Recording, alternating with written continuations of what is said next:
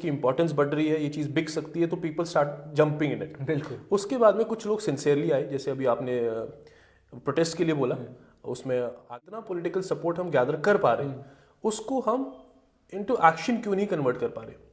मैं अभी जम्मू में हूँ, पिछले कुछ दिनों से मैंने कुछ मेंबर्स लेजिस्लेटिव असेंबली से मिलने की कोशिश करी। कुछ लगता है सीरियस कौन है, कौन पॉलिटिशियन सीरियस है इस रिजर्वेशन के मसले को हल करने में? अच्छा सवाल होगा और तमाम लोग भी देखेंगे। देखिए पॉलिटिशियन, इस वक्त हमारे साथ एहतिशाम खान मौजूद हैं। मैं आपको बता दूं कि ये पहले ऐसे शख्स हैं जिन्होंने रिजर्वेशन को लेकर आवाज़ उठाई और कहा कि नाइंसाफ़ी हो रही है ओपन मेरिट वालों के साथ। और उसके बाद कई सारे प्रोटेस्ट नज़र आए जिसमें चीफ मिनिस्टर की रिहाइशगाह के बाहर प्रोटेस्ट किए गए। आगा सईदुल्लाह मेहदी भी शामिल थे, पीडीपी के वहीदुर रहमान पर्रा भी शामिल थे, इल्तिजा मुफ्ती भी थी, और भी कई सारे ऐसे लीडरान और सोशल एक्टिविस्ट थे। मगर एहतिशाम खान की बात करें, हमें याद है कि कई वक्फे पहले इन्होंने ये बात जहन में डाली थी कि रिजर्वेशन को लेकर नियम चेंज होना चाहिए, मगर अभी भी वही का वही नियम है, ना ही कोई तब्दीली और ना ही कोई बदलाव दिखाया। एहतिशाम भाई बहुत शुक्रिया वक्त देने के लिए। हमेशा जो है रिजर्वेशन को लेकर आप बात करते हैं, तो हमने ये भी देखा कि सबसे पहले आवाज़ आपने उठाई रिजर्वेशन को लेकर, उसके बाद बड़ी हलचल भी हुई, कई सारे नए चेहरे भी इंट्रोड्यूस हुए, मगर अभी भी निज़ाम वहीं का वहीं धरा हुआ है। सो कैसा लगता है, मौजूदा सरकार सही निज़ाम चला रही है?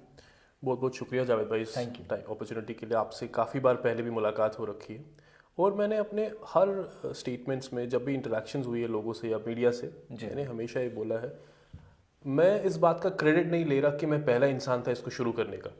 मेरा ज़मीर, मेरा मॉरल साफ है, मैं अपनी जगह सेटिस्फाइड हूँ कि मैंने ये चीज़ इनिशिएट करी। इसका एंड रिजल्ट कोई भी लेकर आए मेरे को कोई प्रॉब्लम नहीं है, क्योंकि अगर हम एक्चुअली स्ट्रगल्स के साथ सिंसियर है, अगर हम इसके अल्टीमेट एम से सिंसियर है, तो ये बहुत छोटी सी बात है कि मेरे को लीडर बनना है, किसी और को मैं एज अ लीडर प्रोजेक्ट करूँ।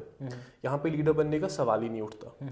दूसरी बात, जो डे वन से मेरा ये एक अर्ज रहा है, एक रिक्वेस्ट रहा है टू एवरी डिस्पेंसेशन। उस टाइम पे हमारे पास अपनी पॉपुलर गवर्नमेंट नहीं थी, एलजी साहब से या मैंने ऑनरेबल होम मिनिस्टर्स को, उनकी डेप्यूटीज को अप्रोच करा है फॉर्मली इस चीज़ को रिव्यू करने के लिए। हम किसी भी कम्युनिटी, किसी भी ग्रुप के अगेंस्ट नहीं है जावेद भाई। आपसे काफ़ी बार इस बात पे बात हो रखी है, आपके साथ में बाकी लोगों की भी बात हो रखी होगी, बट मेरी स्टैंड बहुत ही क्लियर है जो एक आम इंसान की समझ में आए। मैं बहुत हाइपोथेटिकली इसको एम्पलीफाई करके नहीं बोल रहा कि, लेकिन चीज़ें ये है कि अगर आपका जो 2011 का सेंसस है गवर्नमेंट ने कराया है, आपने और मैंने नहीं कराया है, उसके अकॉर्डिंग अगर 69% जनरल कैटेगरी का पॉपुलेशन है, तो उनके साथ ये नाइंसाफी क्यों? और जो रिजर्व कैटेगरी है, रिजर्वेशन हमारे लिए एक इंपॉर्टेंट फैक्टर है, क्योंकि हमारी उतनी फॉरवर्ड स्टेट या रीजन नहीं है। हमारे पास में कुछ ना कुछ बैकलॉग्स है due to geopolitical situations, democratical situations, जो भी है, जो उसकी कॉन्स्टेंट्स प्ले करते हैं। तो रिजर्वेशन भी एक इंपॉर्टेंट पार्ट प्ले कर रही है, लेकिन आप उनको दीजिए जो एक्चुअली इसको डिजर्व करते हैं और जो इसके हकदार है। अगर 100 में से 70 लोग आपकी जनरल कैटेगरी के हैं, तो ये कैसी नाइंसाफी है कि आप उनको 25-26% पे लाकर रिस्ट्रिक्ट कर रहे हो। बिल्कुल, ये चीज़ सिर्फ हमारे कॉलेज एडमिशन्स पे फ़र्क नहीं डालेगी, जॉब भी इस पे इफेक्ट हो रहे हैं। अभी आप देखिए, जो पोस्ट्स एडवर्टाइज कर रही है जितनी भी एजेंसीज है, रिक्रूटिंग एजेंसीज है, उसके ऊपर हाई कोर्ट का एक आया हुआ है, क्योंकि अभी मसला सब जुडिस हो गया है, फॉर्चुनेटली और अनफॉर्चुनेटली ये सब जुडिस हो रखा है। उसके ऊपर भी एक कंडीशन डाली है सरकार ने कि all the recruitments will be subject जो भी रिजल्ट आता है। अब अगर जो हम उम्मीद करते कि फैसला हमारे हक में आए, अगर जनरल कैटेगरी के हक में वो फैसला आता है, तो कितना बड़ा एक बर्डन पड़ेगा वापस से डिस्पेंसेशन के ऊपर, उसको री एडवर्टाइज करना, वो सारा प्रोसेस वापस से शुरू करना। हमसे ये वादा किया गया था इनिशियली जब शुरू करा, पॉलिटिकल लीडर्स का इतना क्लियर रिस्पॉन्स नहीं आ रहा था। I have to be very blunt about it. उसके बाद में जब चीज़ें एम्पलीफाई होनी शुरू हुई, आप लोग, मीडिया का काफ़ी सपोर्ट रहा, मीडिया ने इसको एम्पलीफाई करा, हर बारी मेरे सपोर्ट में रहे। जैसे लोगों को लगा कि इसकी इंपॉर्टेंस बढ़ रही है, ये चीज़ बिक सकती है, तो people start jumping in it. बिल्कुल। उसके बाद में कुछ लोग सिंसियरली आए, जैसे अभी आपने प्रोटेस्ट के लिए बोला, उसमें आगा साहब थे, हमारे ऑनरेबल एमपी है। एक बहुत बड़ी बात है, एक सिटिंग एमपी आपके साथ प्रोटेस्ट में बैठा है, अपने ही चीफ मिनिस्टर के घर के बाहर बैठा हुआ है। अगर वो एक सिंसियर अटेम्प्ट से किया गया था, एक बहुत बड़ी बात है। उसके बाद में वहीदुर रहमान पर्रा साहब थे, हमारे एमएलए है, शेख खुर्शीद साहब थे, इल्तिजा मुफ्ती जी थी, जुनैद भाई आए थे, जुनैद साहब आए थे। तो एक कलेक्टिव हमारा एक अप्रोच बना हुआ था कि political leaders across the party line हमारे पास आए थे। हमारे पास, अगर हम ऑनलाइन एक मूवमेंट देखें, काफ़ी एक स्ट्रॉन्ग मूवमेंट बनी हुई थी। बनी हुई है रादर, उस पर भी काफ़ी सारे पॉलिटिकल लीडर्स अलग अलग एफिलिएशन है उनकी, लेकिन वो चीज़ इसको सपोर्ट कर रहे हैं। But I really fail to understand कि अगर इतना पॉलिटिकल सपोर्ट हम गैदर कर पा रहे हैं, उसको हम इनटू एक्शन क्यों नहीं कन्वर्ट कर पा रहे। मैं अभी जम्मू में हूँ, पिछले कुछ दिनों से मैंने कुछ मेंबर्स लेजिस्लेटिव असेंबली से मिलने की कोशिश करी, कुछ लोगों से मैं मिला and I have requested all of them, और जिनसे मैं नहीं मिला उनको मैं आपके वसादत से ये रिक्वेस्ट करूंगा कि अभी हमारा बजट सेशन शुरू होने वाला है, तो मैं ज़रूर उनसे रिक्वेस्ट करूंगा कि इस इशू को ज़रूर रेज करें हमारे असेंबली सेशन में, क्योंकि पार्लियामेंट में आगा साहब ने एक बार करा था, बट पार्लियामेंट का इसके ऊपर डायरेक्टली इतना इन्फ्लुएंस नहीं है जितना हमारा लेजिस्लेटिव असेंबली का रहेगा। अब हम आते हैं इसके ऊपर कि कुछ चीज़ें मेरे पास भी आई, कुछ लोगों ने मेरे को, जिनको मैंने अप्रोच करा, उनका ये आया कि भाई एक मिस रिप्रेजेंटेशन हो रही है जनरल कैटेगरी की, एक ओपन मेरिट की। देखिए, हम किसी को रोक नहीं सकते अपनी फीलिंग्स या अपना जो भी एम्बिशन है वो एक्सप्रेस करने से। बिल्कुल। अगर आप भी सफ़र कर रहे हो, मैं भी सफ़र कर रहा हूँ, मेरे को कोई हक नहीं बनता कि भाई आप जाकर किसी से बात मत करो, या फिर ये चीज़ मैंने शुरू करी है तो मेरा ही प्रोगेटिव है, ऐसा बिल्कुल नहीं है। हाँ, शुरू मैंने करा, वेरी ग्लैड कि मैंने शुरू करा, ये मोमेंटम इतना पेस पकड़ रही, मेरे को बहुत खुशी है। बट सबको अपनी बात रखने का हक है। बट जो लोग बात रख रहे हैं, मेरा उनसे एक रिक्वेस्ट रहेगा कि आप सबको कलेक्टिवली लेके चले। इट्स ऑलवेज बेटर कि 1 और 1 11 है। आप सबको साथ में लेकर चलोगे, आपकी बात में वजन भी बढ़ेगा, बिल्कुल, आपकी क्रेडिबिलिटी भी बढ़ेगी। और अगला एक और सवाल रहेगा, जिस तरीके से हम देखते हैं कि ओवरऑल जिस तरीके से इस वक्त निज़ाम चल रहा है, चीज़ें फॉलो अप नहीं की जा रही। एक वक्त पे बहुत ही गरज के प्रोटेस्ट दिखा था रिजर्वेशन को लेकर, अब माहौल बिल्कुल ठंडा है, ना कोई आवाज़, ना कोई इसके बारे में कोई बात करना चाह रहा है, ना कोई कर रहा है। सो डू यू थिंक कि यहाँ पर कहीं ना कहीं चीज़ें जल्दी भूली जाती हैं?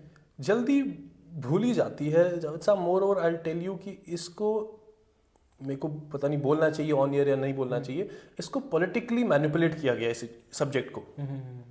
जब इशू शुरू हुआ तब इनिशियली इसको बूम पे लाने के लिए काफ़ी मेहनत लगी हमारी, आपको वो सब पता है। फिर जब एकदम अपने पीक पे आ गया, ऑल ऑफ अ सडन ये इशू कोर्ट में चला गया, ऑल ऑफ अ सडन वो प्रोटेस्ट अनाउंस हो गया, तो देर एक मैसेज स्प्रेड आउट हो गया लोगों के बीच में कि कुछ लोग ये मान के चलने, और गवर्नमेंट का ये स्टेटमेंट आया जीतने के बाद कि ये जी मसला सब जुडिस हो गया, हम इसके ऊपर अब एक सब कमेटी बनाएंगे। सब कमेटी बनाने का अनाउंसमेंट जिस दिन हुआ, उस दिन भी मैं आपसे बात कर रहा था आगा साहब के स्टेटमेंट के ऊपर, तो उसका एक फॉर्मल ऑर्डर आते आते 2 महीना लग गया। बिल्कुल, 2 महीना वहाँ ज़ाया हो गया हमारा। जैसे सब कमेटी बनी, उसके बाद में हमारी सरकार का ये बोलना हुआ, उमर साहब ये बोलने लगे कि सब कमेटी का प्रोगेटिव बस इतना है कि वो एडवाइस कर सकती है। सर, ये तो आपने पहले हमको बोला नहीं था, आपने तो मैनिफेस्टो में बोला कि हम इसको रिव्यू करेंगे, आपका हल निकाल के लाएंगे। चलो ठीक है, वी अंडरस्टैंड, रिक्रूटमेंट भी कुछ देर तक थम जाएगी। और जब हम प्रोटेस्ट में थे उस टाइम पे भी बाहर हमारे जो लीडर्स थे उनने भी ये बोला गया था कि हम भी बात करेंगे कि थमे ना, उसको स्लो डाउन करें। मैं भी इस बिलीफ का हूं कि already Jammu and Kashmir top कर रहा है अनएम्प्लॉयमेंट की रेट पे, 32% हमारी अनएम्प्लॉयमेंट रेट है। मैं भी इस बिलीफ का नहीं हूं कि आप एम्प्लॉयमेंट्स रोक दो भाई, क्योंकि बैकलॉग भरता भी रहेगा।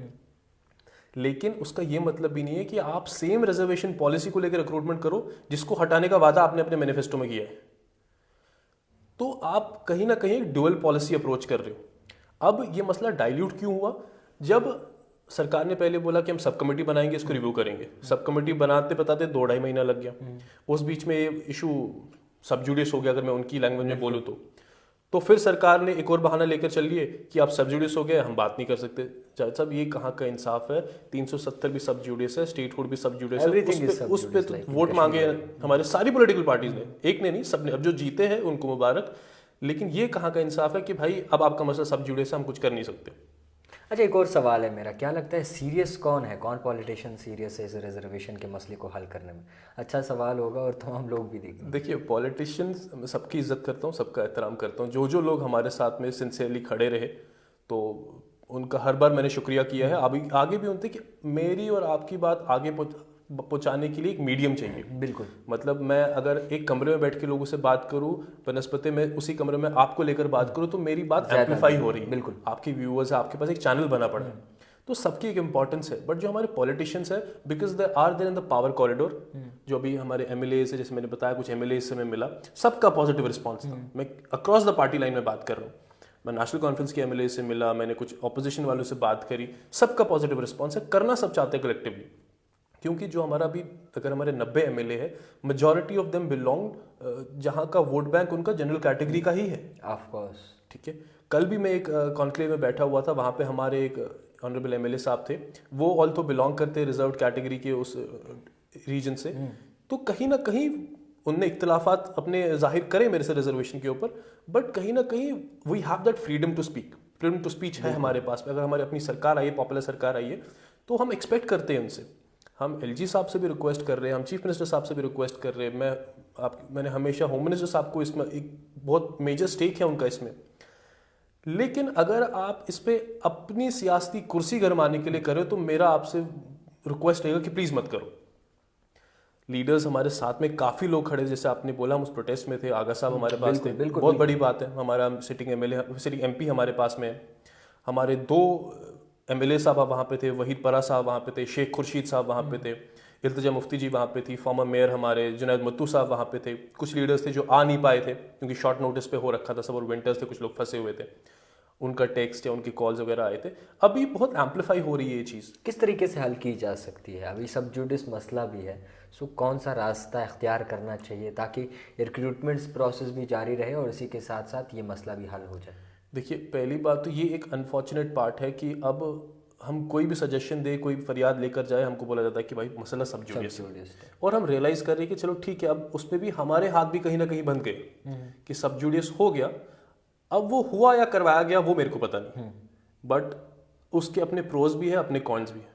कुछ लीगल एक्सपर्ट्स ये बोलते हैं कि अगर वो इनिशियली कर दिया होता, जब इसका अमेंडमेंट अनाउंस किया गया उस टाइम पे किया होता, तो ज़्यादा कारगर रहती वो चीज़। इस टाइम पे ये थोड़ा सा टेक्टिकल मूव, जितने लोगों से मैंने बात करी है उनका ओपिनियन ये है कि ये टेक्टिकल मूव लगा कि जैसे सब कमेटी बनी एकदम से सब जुडिस कर दिया गया। अब मैं वही बात बोल रहा हूँ, सब अपने अपनी तरफ से एफर्ट लगा रहे हैं, मैं किसी को ब्लेम नहीं कर रहा कि कोई इस एक्सप्लॉइट कर रहा है इस मोमेंट को, बट ये है कि शायद टाइमिंग ख़राब थी, या हमको ये एक बहाना मिल गया सरकार को या किसी भी डिस्पेंसेशन को इसको हल करने के लिए। हमारा पहले से बिल्कुल सिंपल रहा कि आप एक पॉपुलेशन बेस्ड सेंसस करो, जो लोग डिजर्विंग है उनको अपना शेयर दो, जो लोग डिजर्विंग नहीं है उनको इसमें से हटा दो। काफ़ी सारे इन्फ्लुएंशियल लोग हैं, बड़ी फैमिलीज है, बड़ी फैमिली से मेरा मतलब है बड़े पॉलिटिशियंस है, बड़े बड़े ब्यूरोक्रेट्स है, फाइनेंशियली काफ़ी लोग साउंड है, जो अभी भी रिजर्व कैटेगरी में फॉल कर रहे हैं और उसको एक्सप्लॉइट कर रहे हैं वो लोग उस चीज़ को। सो क्या कुछ कहना चाहेंगे तमाम लोगों से, क्योंकि हमेशा आप रिजर्वेशन की बात उठाते हैं और इस बार जिस तरीके से निज़ाम चल रहे हैं, होप के सब निज़ाम सही हो जाए, सो क्या कुछ कहना चाहेंगे? देखिए, मेरी बस रिक्वेस्ट सबसे यही है कि सब अपने अपने एंड पे इस पे कंट्रीब्यूट करें। काफ़ी लोग कर रहे हैं, I am very thankful to them. मैं इस रेस में लीडर बनने के लिए नहीं हूँ, मैं इस जेन्युइन कॉज को आगे लास्ट डे तक ले जाऊँगा, लास्ट मोमेंट तक ले जाऊँगा, जितना मेरे से बन पा रहा है। काफ़ी सारे और स्टेक होल्डर्स है मार्केट में, बट सबसे यही अपील रहेगी मेरी, कहीं ना कहीं हम लोग बिखरे हुए हैं। बिल्कुल, अगर हम एक यूनिफाइड वे में अपनी बात आगे रखते हैं, कलेक्टिव मैनर में हमारा 3-4 लोग साथ में बैठे हैं, तो डेफिनेटली कुछ बेहतर चीज़ डिस्कशन करके बाहर आएगी। बिल्कुल। तो वैसे ही अगर हम अपना जो अलग अलग चैनल्स अप्रोच करके जा रहे हैं, अभी मैं कुछ दिन पहले ऑनरेबल चेयरपर्सन जी से मिला था, सकीना जी से मिला था, हर रिस्पॉन्स वॉज वेरी कॉर्डियल। उनने बात सुनी, बहुत पेशेंटली सुनी। I submitted a document, they were very cordial. I met people there in the chief minister secretariat, तो सब बहुत कॉर्डियल थे उस चीज़ के लेकर। लेकिन उनकी बातों से ये सेंस करा मैंने कि कहीं ना कहीं एक एम्बिग्युइटी है कि भाई आप भी रिप्रेजेंटेटिव हो, मैं भी रिप्रेजेंटेटिव हूँ, तीसरा बंदा कल आया था वो भी रिप्रेजेंटेटिव है, परसों आएगा वो भी रिप्रेजेंटेटिव है, किसकी बात सुने? So it's better if we get there on a collective platform. ये किसी की पर्सनल फाइट नहीं है। देखिए जावेद साहब, मेरे घर पे ऐसा कोई नहीं है जिसको जॉब चाहिए या जिसको कॉलेज का एडमिशन चाहिए, या तो लोग उसकी एज से बहुत ऊपर है या तो बहुत नीचे। Of course. तो अब जब मेरी अगली जनरेशन को ही इसकी ज़रूरत पड़ेगी। और इस पॉइंट पे आकर ये सिर्फ स्टूडेंट्स का मसला नहीं है, इसको पता नहीं क्यों ऐसे प्रोजेक्ट किया जा रहा है कि सिर्फ एस्पिरेंट्स और स्टूडेंट्स का मसला है, वो स्ट्रगल करे, स्टूडेंट्स एसोसिएशंस बनाओ, स्टूडेंट्स फोरम बनाओ, उसको करके चलो। ये जनरल पब्लिक का मसला है। Parents need to realise the importance. कल को जब आपका बच्चा अभी अगर स्कूल में है, आपको शायद रियलाइज नहीं हो रही वो चीज़, लेकिन जब उसको कल कॉलेज जाना है, जॉब करना है, हमारे पास में यहाँ प्राइवेटाइजेशन नहीं है, तो कैसे करेंगे? सरकारी जॉब्स पे या सरकारी कॉलेज पे अभी इतने अच्छे अच्छे इंफ्रास्ट्रक्चर बने हुए हैं। IIM बन रहा है जम्मू में, IIT है श्रीनगर में, NIT है, सॉरी, GMCs कितने सारे, तो कैसे एक क्वालिटी कैसे प्रोड्यूस करोगे आप? बिल्कुल सही। खैर, बहुत शुक्रिया वक्त देने के लिए। तो फिलहाल के तौर पर मुद्दा ये है कि ओपन कैटेगरी वालों के लिए इतना हिसाब मुश्किल हो गया कि किसी कॉलेज या स्कूल में एडमिशन भी नहीं मिलता, और इस तरीके से जो है कहीं ना कहीं आने वाले वक्त में हालात ख़राब भी हो सकते हैं और ये निज़ाम बिगड़ भी सकता है। क्योंकि इस वक्त तो ये मसला थमा हुआ है, किसी कारण बैठा हुआ है, मगर इसी तरीके से अगर निज़ाम चला तो जनाब एक सबसे बड़ा मुद्दा वादी कश्मीर, जम्मू कश्मीर में नज़र आएगा, और वो होगा रिजर्वेशन को लेकर, जिसको लेकर आज भी जितने भी सियासतदान हैं वो ख़ास बात नहीं कर रहे। तो फिलहाल के तौर पर मैं आपको ये भी बताना लाजमी समझूंगा कि इसको कहीं ना कहीं तरजीह देनी चाहिए, ये मसले हल होने चाहिए, और एक जो ओपन मेरिट वाले हैं वो हर वक्त पिस रहे हैं, उनके लिए आवाज़ उठानी चाहिए। सभी एक प्लेटफॉर्म पे अगर जमा हो जाए तो कोई भी चीज़ पॉसिबल हो सकती है। नई सरकार बनी है, उम्मीदें बहुत सारी हैं, एक्सपेक्टेशंस बहुत सारी हैं, और उम्मीद करते हैं कि ये निज़ाम सही से चल सके। देखते रहिए द टाइपराइटर जावेद खान के साथ।